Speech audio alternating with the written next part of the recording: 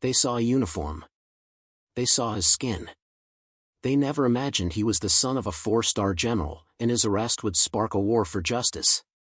The rain was beating down on the windshield of the Mercedes when Mr. Julian Hayes saw the lonely figure at the deserted bus stop. He wasn't the kind of person who would normally stop. He had an important meeting in 20 minutes, and his millionaire schedule didn't include spontaneous acts of charity. But something about the woman's bearing made him slam on the brakes. Lance Corporal Julian Hayes, 24, a Marine sniper, leaned against his rental car on a quiet road outside Fayetteville, North Carolina. His dress blues, pressed for a friend's wedding, gleamed under the streetlights. Fresh off a tour in Afghanistan, Julian was home to celebrate, not to fight. But the flashing red and blue lights in his rearview mirror told a different story. Two local cops, Officer Mark Thorne and Officer David Vance, approached. Hands on holsters. Step out. Hands up. Thorne barked. Julian complied, his voice steady. I'm a Marine, sir. Just heading to a wedding. Vance smirked, eyeing Julian's black face and military insignia. Sure you are. Whose car is this? It's a rental, officer, Julian said, gesturing to the paperwork in the glove box. My ID's in my wallet. Thorne snatched the ID, tossing it. Reading. Julian Hayes, huh? This car was reported stolen. Julian's jaw tightened. That's a mistake. I rented it yesterday at Raleigh-Durham. Vance laughed. Nice story. Turn around. Hands behind your back. Before Julian could protest, cold steel cuffs clicked around his wrists. You're under arrest, Thorne said. I'm a Marine, Julian repeated, voice calm but firm. Check my service record. Vance shoved him toward the cruiser. Save it for the judge, hero. At the station, Julian sat in a holding cell, his dress blues wrinkled. The weight of humiliation heavier than the cuffs. Thorne leaned against the bars, smirking. Marine sniper, huh? Probably stole that uniform too. Julian stayed silent, his training kicking in, focus. Endure. Wait. His phone, confiscated, held one number he needed, his father, General Alexander Carter, a 4-star general at the Pentagon. Growing up, Julian idolized his dad's quiet strength, a black man who'd risen through the ranks against all odds. Never let them break you, son, Alexander always said. Your truth is your weapon. Julian's one call went to his sister, Lena Carter, a 21-year-old law student at Howard University. Lena, it's me, he said, voice low. I'm in lockup in Fayetteville. Wrongful arrest. Tell Dad. Lena's voice trembled with fury. They did what? I'm calling him now. She hung up, dialing Alexander at his DC office. Dad, Julian's been arrested. They think he stole a car. He's in his dress blues, for God's sake. Alexander's voice was steel. I'm on my way. Tell Julian to hold tight. He grabbed his coat, stars glinting on his shoulders, and called his aide. Give me a military transport to Fayetteville, now. And pull Lance Corporal Julian Hayes' service record. Every combination. Every mission. Back at the station, Thorne and Vance processed Julian, their skepticism dripping.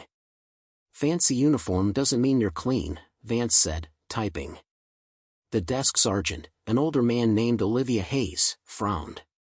Kid's got no prior. Says he's a Marine. Why not check? Thorne scoffed. He's playing us. Probably bought that ID online. Olivia sighed but didn't push.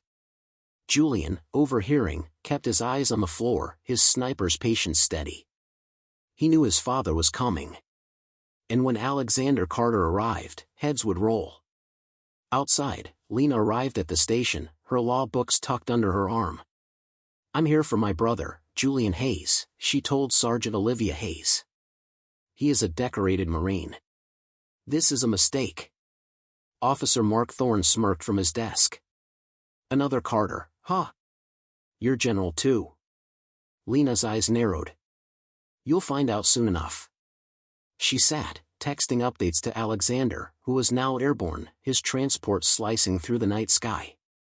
The rental company, contacted by Alexander's aide, confirmed the car was legitimately rented to Julian, exposing the cops' error. But the damage was done. Julian's honor was on trial.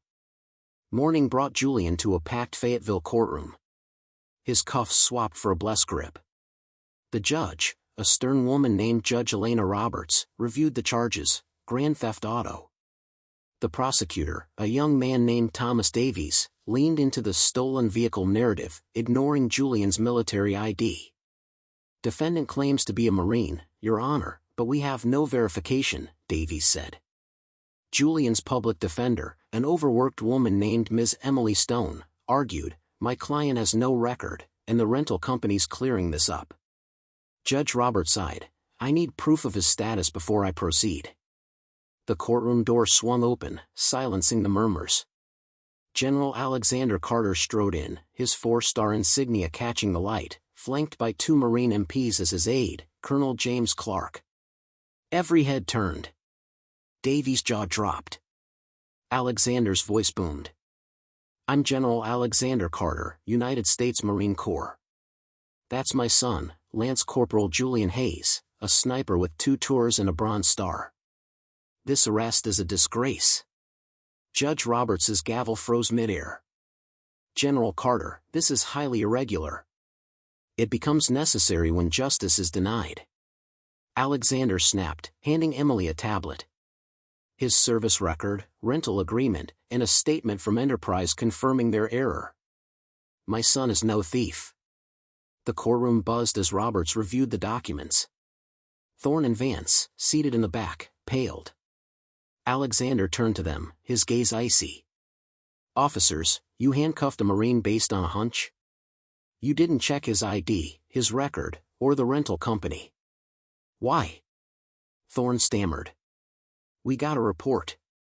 Alexander's voice sharpened. A report you didn't verify? You saw a black man in a nice car and assumed the worst? The room fell silent. The weight of his words sinking in. Judge Roberts cleared her throat. Charges are dismissed. Mr. Hayes, you're free to go. The bailiff uncuffed Julian. Julian stood tall, saluting his father. Alexander returned it, then pulled him into a hug. I'm proud of you, son. You held strong. Lena rushed over, tears in her eyes. Told you Dad would fix this. To the court, Alexander continued, this isn't just about my son. It's about every black man judged before he's heard. I'm filing a formal complaint with the Fayetteville PD, and I expect a public apology. Outside, reporters swarmed, cameras flashing. Alexander faced them, Julian and Lena at his side. My son served his country with honor, yet was treated like a criminal because of his skin. We demand accountability, not just for him, but for all who face this. Thorne and Vance, slipping out a side door, avoided the press, their careers in jeopardy. The police chief, contacted by Alexander's office, promised an investigation and bias training. Days later, Fayetteville PD issued an apology, citing procedural errors in Julian's arrest. Julian returned to his unit, his head high. The wedding he'd missed rescheduled, with Marines in attendance. Lena, inspired, took up pro bono cases for wrongful arrests. Alexander, back at the Pentagon, pushed for military liaison to local PDs, ensuring no service member faces this again. The Carter stand rippled, sparking conversations about justice and respect. Julian Hayes' handcuffs were a mistake. But his courage wasn't. With his father's stars behind him, he turned humiliation into a call for change. Fayetteville's apology was a start. But the Carter's fight reminds us, honor doesn't need a uniform to shine. It needs a voice. How often do we judge before we know? Julian's story challenges us to see the truth beyond the surface. If this moved you, hit that like button and subscribe for more stories of justice and resilience. In the comments, share where you are watching from and when have you seen someone's truth ignored. Tomorrow's tale is one you won't want to miss. If this story of courage, justice, and eternal love touched your heart, subscribe to the channel for more inspiring stories that show how the truth, no matter how deeply buried, always finds a way to the light.